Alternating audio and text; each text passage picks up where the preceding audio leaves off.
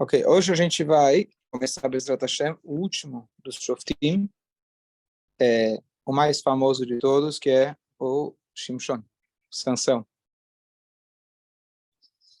Mas antes disso, a gente tem passagens rápidas sobre três Shoftim, que o Tanakh não conta muito a respeito deles, mas tem algumas passagens rápidas para a gente ver a respeito deles. Então, esse Shofet agora, que veio depois, a gente terminou agora o Iftar, depois vou fazer prova, perguntar todos os nomes, quem é cada um. Prova Hidon Tanakh. E então o nono Shofet era o Ivtsan. O Ivtsan tem uma coisa curiosa, que a gente não tem certeza quem era ele, porque nós vamos ver que tem uma outra história muito famosa, conhecida, parecida com essa história de Ivtsan, no Tanakh. E a pergunta é se as duas histórias são a mesma ou se são duas histórias diferentes. Então, primeiro vou contar a parte que não coincide com a outra, depois contar a parte que coincide com a outra. A primeira parte, que 6 anos depois da morte do Iftar, começou o Ivtsan como juiz do povo de Israel. Ele aproximou as pessoas da Torá, como era, na verdade, com todos os outros Shoftim, e ele ainda foi abençoado com 30 filhos e 30 filhas. Imagina levar na escola, médico, que mais? Curso de inglês, a mais velha leva mais nova. O pessoal me pergunta se a mais velha cuida do mais novo. Falei, na cabeça de quem não tem, cuida. Não que ela não ajude, mas tem coisa que o principal, o grosso, não vai. 60 filhos não existe? Tem um filho que equivale a 60. Isso já tem. As exigências de um filho equivale a 60 de antigamente. Não são da mesma mulher, né? Não são da mesma mulher. E ele julgou o povo de Israel por 7 anos, até ele falecer. Isso é o resumo que o Tanakh conta para a gente. E aí surge o Midrash, 2 Midrashim diferentes, sobre episódios que aconteceram na época desse Ivtsan. Então, o primeiro é, o Ivtsan, ele procurou maridos para suas filhas. Imagina, 30 casamentos. 30 mil. Casamento se preocupava antigamente só o pai da noiva.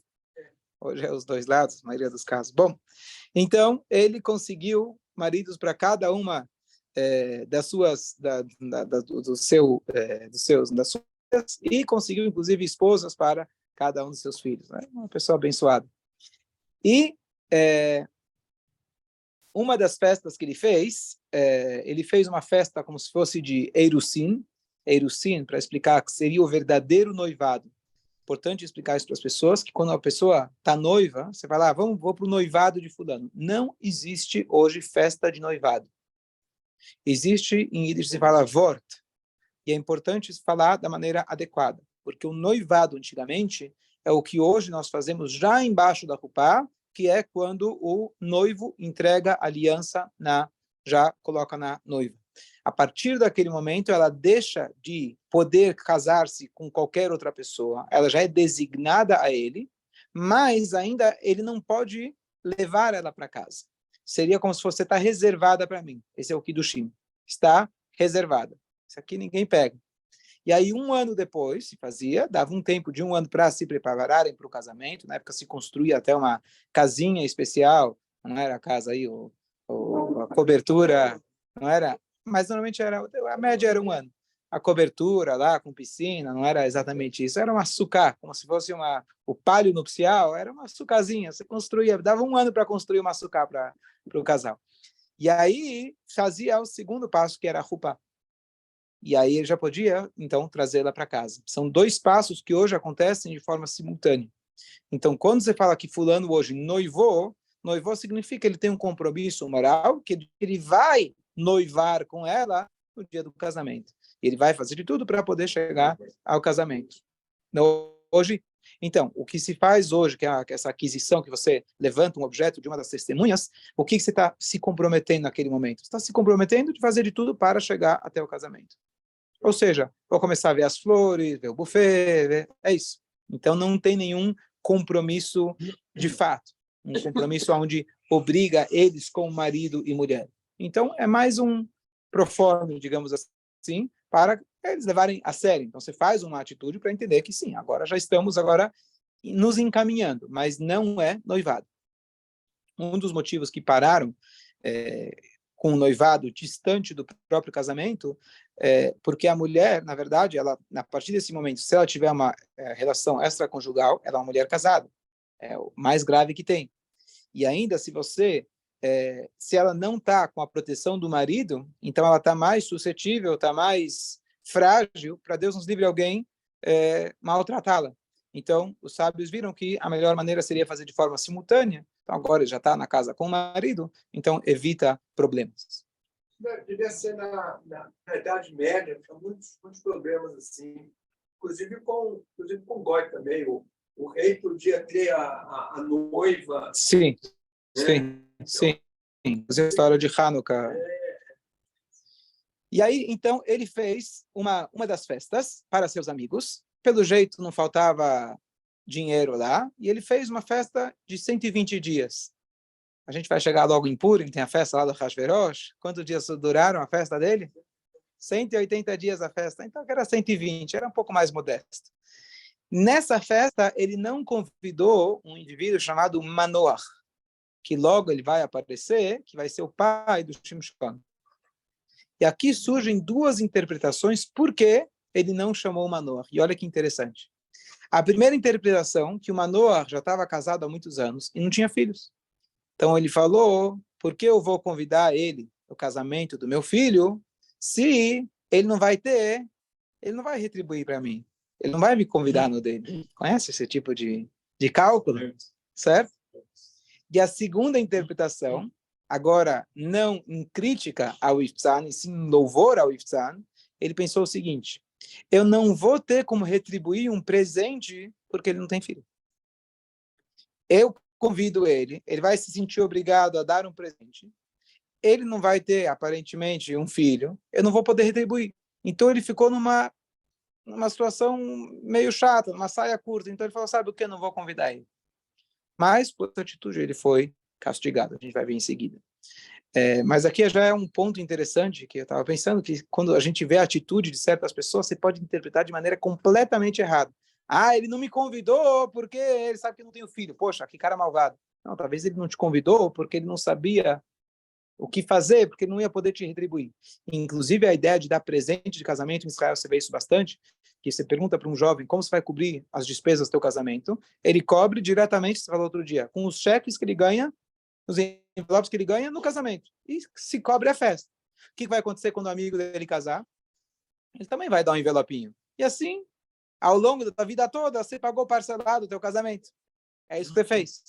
E isso, inclusive, tem uma implicação alárrica, que está escrito que quando você convida alguém para o teu casamento, a pessoa te deu um presente, e ele agora está casando, ou casando o filho dele, né? Você convidou o teu filho, convidou ele. E agora ele pode te cobrar o presente. Ele pode te cobrar. Hoje não tem esse mesmo peso. Mas antigamente era como se fosse óbvio. Eu vou casar, vamos fazer uma vaquinha, vamos permitir você casar. Amanhã você casa. Então já se contava com isso. Então quando eu te convido no casamento, eu já estou literalmente contando com o seu presente. Não é um negócio de falar, poxa, esse cara me convidou só para ganhar presente. Não, era isso mesmo. Convidou para ganhar presente. Fazia parte. Inclusive, a Alahá fala que você pode cobrar. Tem situações que você não pode. Se você casou de uma maneira diferente do outro, uma maneira mais modesta, e aí se é no mesmo país, etc., você deu oportunidade para ele vir, aí tem discussões, tem diferença na Alahá, quanto que você poderia de fato cobrar da pessoa. Mas só para a gente ter uma ideia, como a ideia do presente para o casamento é realmente uma coisa muito importante. E aí a gente vê na história como ele se preocupou com isso, que vai convidar o cara e ele vai dar presente. E eu não vou poder retribuir para ele o mesmo presente. Uma terceira interpretação. Qual? Como ele não tem filhos, ele não vai ter alegria de ver um filho casando. Boa. Ele quis envergonhar o outro. Boa. Boa. Pode ser. Muito possível. Muito possível.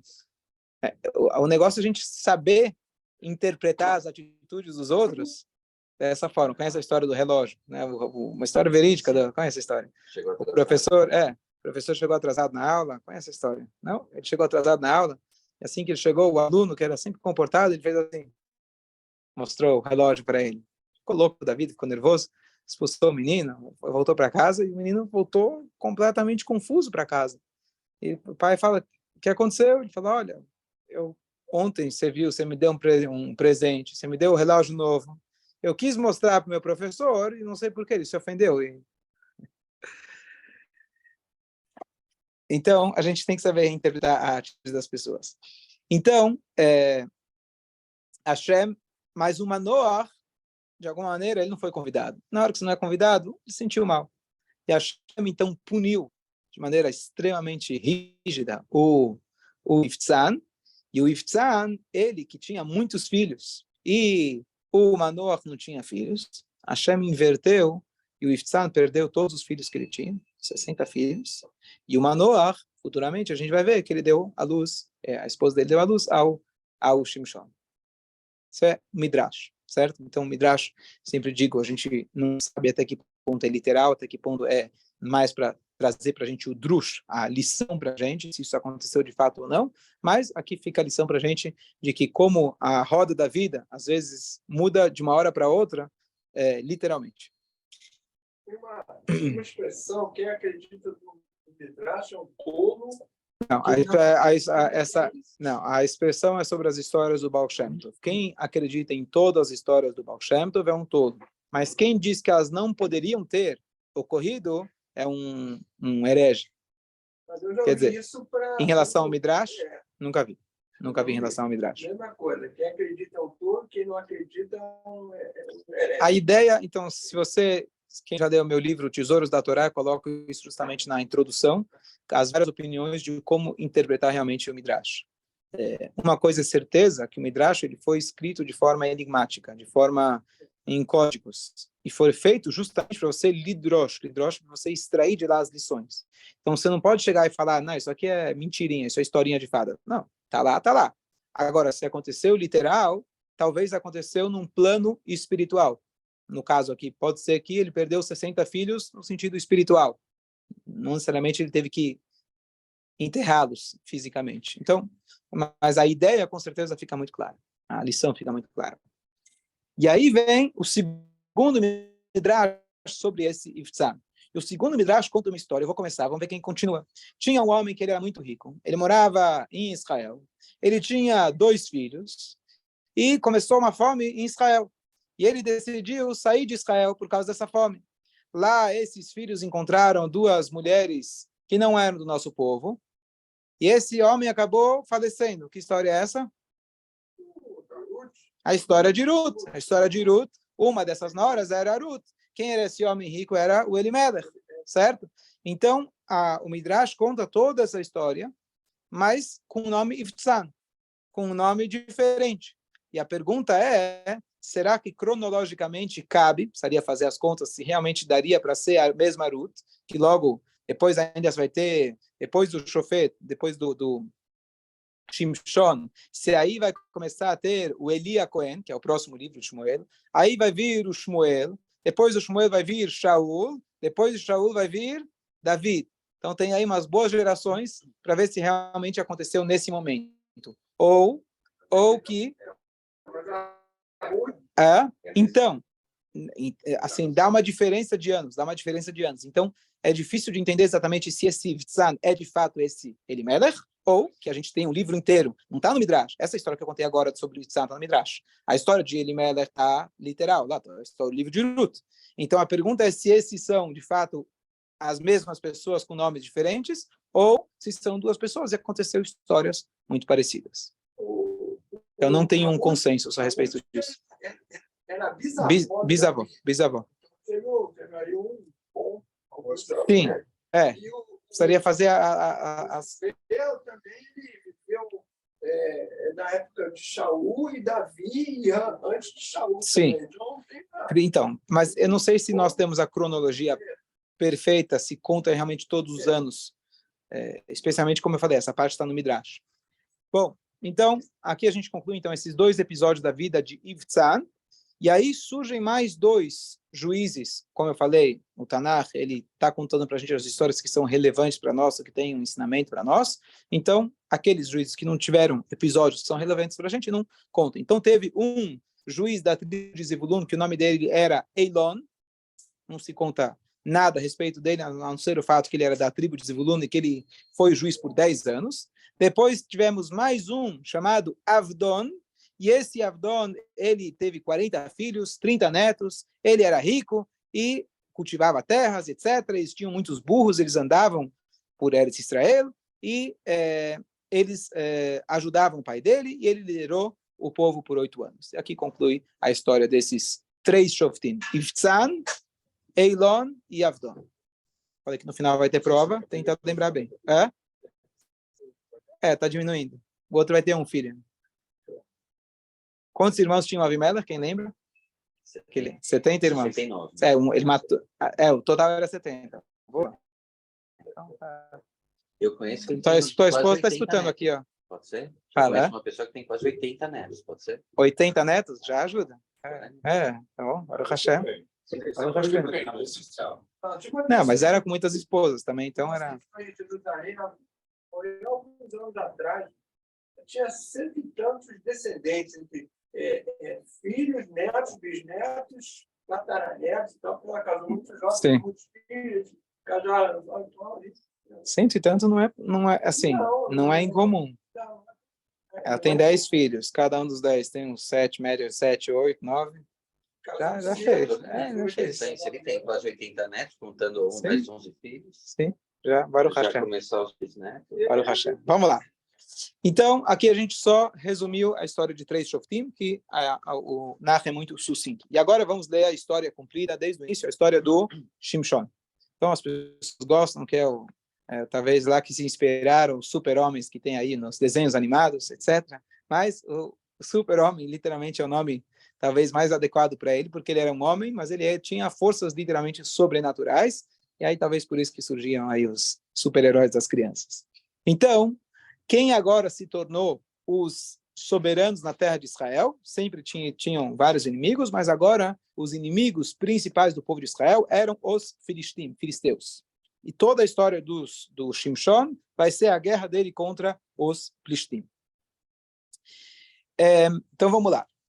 Naquela época, uma das maiores tzadikim que tinham eram esse Manoach, aquele que não foi convidado na festa. Ele já era casado há vários anos e ele não tinha filhos. Então, conta pra gente, a gente lê essa Haftará, que Hashem ele vai lá e ele aparece para a esposa de Manoach. Nós não sabemos o nome dela, mas ela tem um nome que ela adota que é chamado Slelponi. Slelponi. O que significa que Deus, o anjo se virou para ela, porque o anjo vai aparecer para ela 2 vezes, e não para o marido. Ela vai, continuando aquele shur que a gente está falando, que as mulheres dão direcionamento, etc. Então, Hashem apareceu para a esposa e não para o marido. E aí, uma coisa que eu já falei também algumas vezes, o livro que nós estamos estudando, a coleção de livros que a gente está estudando, se chama Nevi'im, profetas. Por que profetas? Não só porque se tinha Yoshua e os outros profetas, porque era uma época que havia profecia em abundância. Você tinha a escola de medicina, escola de direito, você tinha a escola de profeta. O que você quer ser quando crescer? Eu vou fazer a USP, eu vou fazer a Yeshiva de profetas. Quando você crescer, quando eu crescer, eu vou falar para você que vai ser teu futuro. O que você quer? Vou ler tua mão? E eles ficavam praticando. E tem lá... Será que profeta dá dinheiro? Até hoje profeta dá dinheiro. Até hoje profeta dá dinheiro. A diferença é que lá os profetas eram verdadeiros. Aqui é tudo...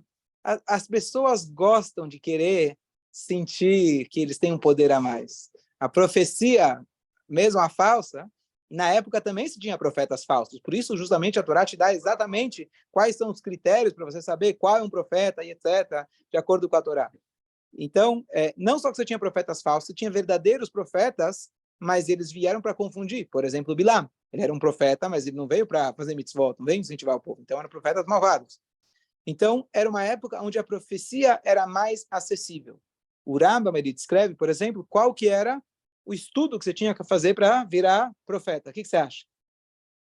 Passar um tempo na Índia? Meditar? O que você acha? Virar profeta? Ficar sem falar 30 anos? Dormir para sonhar. Dormir para sonhar? Isso, então temos muitos profetas por aí. Estudar Kabbalah. A ideia é, o primeiro requisito, você tinha que ser pleno em todas as mitzvot e temor Hashem. Fácil, né? Fazer tudo certinho, primeira coisa.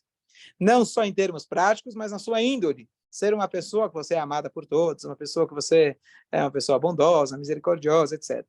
Além disso, você tinha que estudar a Torá, muita Torá, rezar, etc.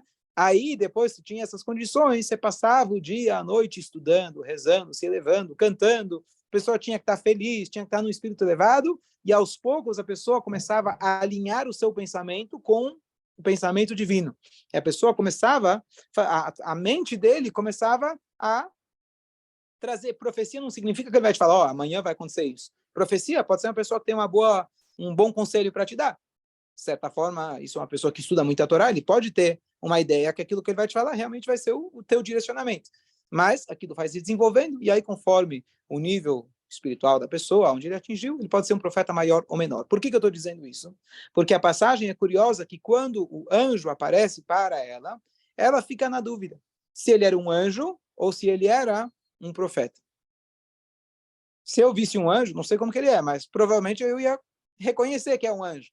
Por que havia essa confusão entre anjo e profeta? Porque eles viviam numa época onde você tinha pessoas que passavam, de repente te fala alguma coisa e era um profeta. Não era necessariamente a pessoa conhecida que saía na capa do jornal todo dia. Era um profeta e continuava a vida. Então, o profeta, não, o anjo aparece para ela e ele fala para ela, você terá um filho. E ela rezou para ter filhos? Com certeza. Sim. Pareceu.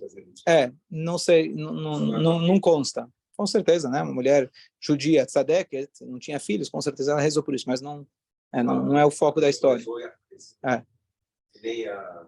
Sará, Rivká, todas elas. Haná, sim. E aí, então, o anjo fala para ela que você vai ter um filho, e esse filho vai ser um Nezireu, um Nazir. E vamos explicar o que é o Nazir, e na verdade esse Nazir não se enquadra no tipo de Nazir comum.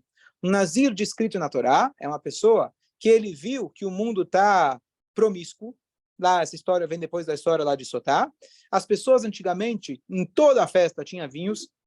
Hoje a gente faz um lechaimzinho, uma festa assim mais, tem um pouco de vinho, mas festa e vinho eram sinônimos. Vamos sair muito para trás para que isso, hoje é um pouco menos. E aí, Hashem, ele fala, se você está vendo promiscuidade, então abstenha-se do vinho. Abstenha-se do seu envolvimento com o material.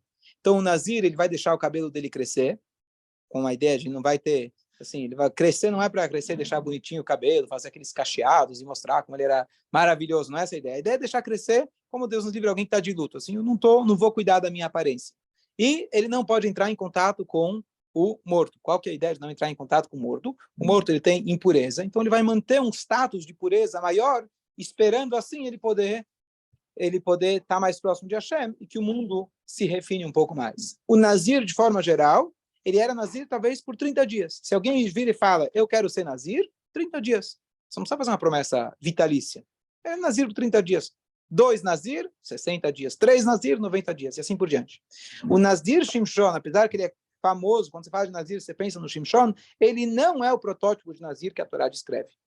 Por 2 motivos. Ele podia entrar em contato com mortos, não tinha problema nenhum. E ele, diferente de um Nazir, ele era para a vida inteira. Não só que era para a vida inteira, já foi predestinado, não por ele, mas já tinha sido predestinado já desde a hora que ele nasceu, não é que alguém chegou conscientemente e fez essa decisão. E não só isso. Se alguém decidir, eu quero ser um Nazir para sempre, pode, existe essa promessa. Talvez não deva, mas pode. A cada 30 dias, ele apara o cabelo dele. O Shimshon não poderia nunca tocar no cabelo dele. Então ele se destaca do Nazir, que está o protótipo na Torá. Porque a Shmuel não, o Shimshon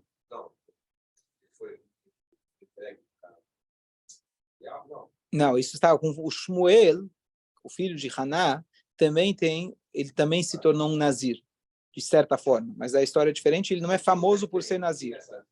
Então, por que essa condição diferente? Então, o Rambam, ele explica que foi justamente a história do Shimshon, foi aquilo que se chama Hora'at Sha'ah, uma lei pontual. Deus, assim predestinou, queria que tivesse uma pessoa que iria salvar o povo judeu, o povo judeu não estava necessariamente no nível mais alto possível, então precisava ser uma pessoa que fosse condicionada desde criança para um nível espiritual mais elevado. Então Hashem falou, eu quero essas exigências dele. Então ele não vai ser igual ao Nazir, literalmente, mas por um lado ele pode tocar com o morto, no morto, por outro lado ele não vai poder nunca tocar nos cabelos dele.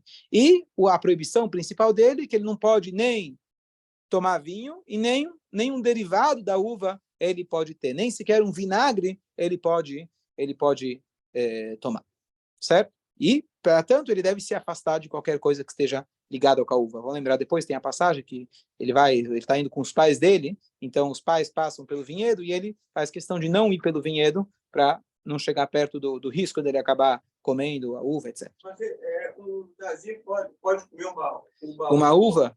Não. Eu acho que o Nazir não pode comer uva. A uva em si, boa pergunta. Poderia comer a uva. Boa pergunta, preciso pesquisar. Não, assim como você pode comprar uva na feira, você não pode comprar um vinho, nem suco de uva na feira. Então ele muda de status. Abraham muda, isso. Abraham muda, exatamente. Boa pergunta. A linguagem sempre yain. Boa pergunta. Bom, é que eu não conheço muitos Nazirim por aí, então não tenho experiência, mas precisaria. A pergunta é válida. Ok. É o quê? Uns coqueiros? Foto uma vez, sabe quem era o... Sim. Do Ravo Shmuel, como é que ele... Que era rabino-chefe de Israel, uma vez, muitos anos, que ele... Aí eu vi uma foto. Ele deixava o cabelo crescer. É. O Rogachev Ergoin, famoso sábio de Rogachev, ele nas fotos que tem dele, ele tinha cabelo comprido. Mas não se sabe exatamente se era Nazir, uns falam que ele não tinha tempo para cortar cabelo, mas são pessoas assim de outro nível. Não... Aquele saiu uma vez há muito tempo, quando apareceu que ele era. Que ele era um Nazir. Obrigado. Era junto com o Ravo Fábio Seco, o outro, acho que é Nazir. Era Rabo Ashi, acho que é Nazir, era o sogro dele. Saiu uma vez. Tá bom? Ok. E aí, então, ela chega e conta para o marido, o anjo apareceu para mim. Mas, na verdade, ela não tem certeza se é um anjo, porque quem sou eu? Não estou digna de que apareça para mim um anjo. Inclusive, se o anjo aparecer, pode ser que eu vou morrer. A gente não tem um nível. Então, o Manoah, ele ficou na dúvida. Quem é que deu essa ordem? E aí ele reza para Hashem, então faz favor, traga mais uma vez o anjo para cá, para poder confirmar. Não é que não confiou na esposa, mas ele ia tomar uma atitude para a vida dele, queria saber qual era a fonte, se de fato era um anjo. Então Hashem, ele vai lá e aparece pela uma segunda vez. Mas para quem ele aparece? De novo para a esposa. Mostrando como o Manoah deveria, ele era uma pessoa, a gente falou que ele era um tzadik, mas provavelmente Hashem queria que ele visse o mérito da mulher, visse o mérito espiritual dela, e aí ela vai lá e chama, então, o marido para que agora ele pudesse ver, e ele vira para o anjo e pergunta, e aí, qual que é a tua? O que você falou aí para minha esposa? Conta essa aí, não estou entendendo. Não foi bem assim, só estou usando a linguagem atual. E aí o anjo falou, é para você fazer exatamente o que eu falei para ela, que ele não tome os derivados da uva, etc. E vai ser um nazir por toda a sua vida, não corta seus cabelos. Só isso? Só isso. Eu estou repetindo o que eu falei para ela, só isso. Não tem nenhuma novidade. Mas dessa vez ele realmente percebeu que era um anjo de Hashem. E aí ela fica preocupada, talvez a gente viu o anjo de Hashem, talvez a gente vai morrer. Que é estranho. E aí o marido fala, peraí, se Hashem quis transmitir para você a mensagem, que você vai ter filho, como você vai morrer? Mas aqui a gente vê, quer dizer, não é à toa que a gente não vê anjos no dia a dia, porque quando Hashem tem uma revelação muito grande, a gente não está pronto para ter essa revelação.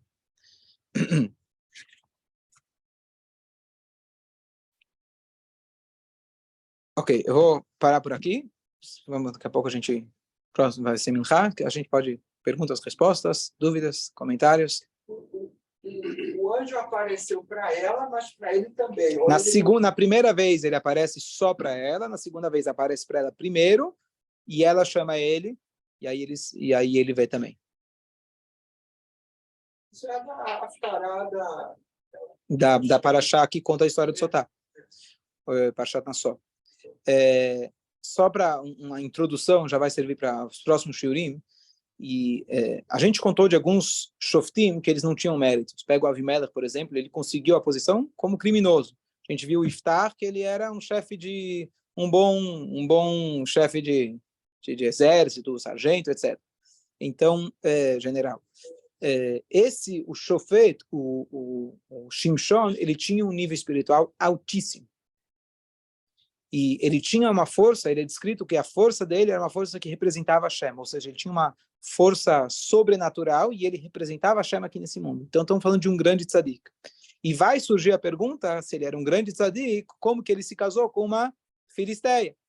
Primeiro com uma, depois ele se casou com mais uma. Então, a pergunta é como que ele fez isso. Mas uma coisa a gente tem que ter claro, igual que a gente não julga o rei Davi, a gente não julga a Moshe Rabbeinu, ele bateu na pedra, desrespeitou Deus. Não é assim. Estamos falando de Moshe Rabbeinu. Então, a mesma coisa, ter esse, diferente dos outros, alguns dos outros juízes, que eles não tinham um nível espiritual talvez tão alto, o Shimshon é descrito com um nível espiritual mais elevado possível.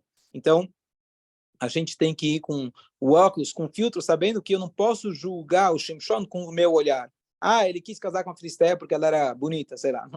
Não estamos falando de uma pessoa desse nível. Apesar que a Gemara descreve algumas coisas criticando o próprio Shimshon, mas a Gemara pode criticar o Shimshon para o seu nível espiritual. Nós não podemos criticar e falar, Shimshon era um Zé qualquer. Pelo contrário, ele representava Hashem, ele tinha uma força muito grande. Uma das passagens, duas coisas que a Gemara conta para a gente, que Shimshon ele foi castigado, ele foi cegado no final da sua vida, depois que cortaram o cabelo dele, etc. Então, ele foi cegado. Por que ele foi cegado? Porque ele seguiu os seus olhos. Por outro lado, o Tanakh conta para a gente que Hashem já tinha preparado que ele casasse com essa mulher. Espera aí, se Hashem preparou e seguiu os olhos, então a Gemara explica que Hashem preparou, mas ele foi como se fosse por vontade própria, ele gostou. Ele gostou também da ideia, quer dizer, ele curtiu, ele não fez porque Hashem mandou, ele fez porque ele curtiu. Lembrando, não é o curtiu como a gente imagina, de uma maneira muito carnal. E sim, estamos falando de um grande tzadik. No nível espiritual altíssimo dele, uma pequena manchinha poderia cair do seu nível. E a segunda coisa que o Talmud conta para a gente também, que enquanto ele estava na prisão, todas as mulheres filisteias vinham lá ter relação com ele. Por quê? Imagina, se o pai é um cara desse, a genética dele, meu filho vai ser, no mínimo, vai ter 2 metros, né? Coitado, minha família é baixinho, não sei o quê, minha família é fraca, a genética não é boa, vou ter um filho como se deve. Inclusive, o Midrash diz que nasceu quem? Golias. Que está ligado com a história, justamente, tinha a Ruth e a Naamá. A Naamá foi aquela que a Naamá voltou para o povo dela, não quis se converter. Então, o Midrash diz que essa Naamá esteve na prisão com o Shimshon, então ela não era judia, o pai era judeu, Shimshon. Então, aí surge o Golias. E por isso que Golias era tão forte, quer dizer, o pai dele tinha uma genética muito pesada, e era uma força sobrenatural. Você vê a história de Golias, etc. Então ele seria, conforme uma opinião do Midrash, que seria o filho da relação desses dois. E assim, no Tanakh não conta essa árvore, essa genealogia, mas assim diz o Midrash. Aí é curioso, e quando a gente chegar no Golias, a gente vai ver mais detalhes que conectam os dois e a força especial que Golias tem em relação a Shimshon. Ele perdeu a força. Está sendo navio ou é história? Então, ele acabou perdendo a força